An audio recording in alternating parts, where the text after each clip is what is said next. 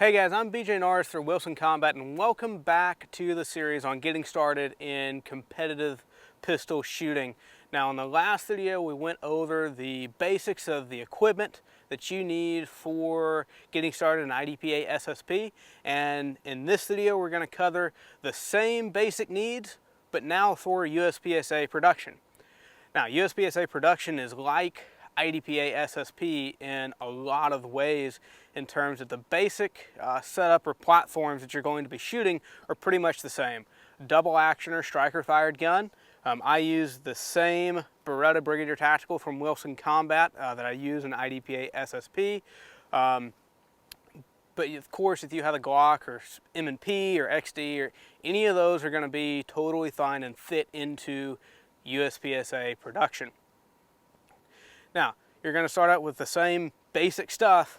You've got a good set of eye and ear protection, and you've got your gun, a set of magazines, a good solid belt.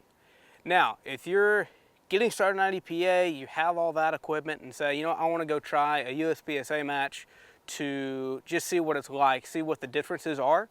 The only real thing that you're going to need to add differently is going to be another double magazine pouch so that you have a total of 4 magazines on your belt. And I recommend having 6 magazines in your bag.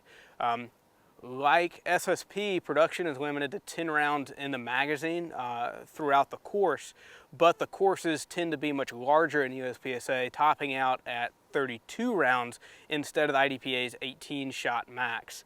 So you're going to need a couple extra magazines. Now, as you get into the sport a little more, chances are you're going to want to switch your belt system up. USPSA allows the use of a double belt system. So you've got a Velcro inner belt and then an outer belt where your holster, your magazine pouches, everything kind of stays set in the same spot. So you don't have to move it. You just thread your inner belt for your standard belt loops, throw your outer belt on, and you're good to go. This particular system is from Safariland. It's their ELS platform, but you can get belts from Hogue. There's tons of people that make competition belts that are very affordable and very rugged and very well suited to USPSA production.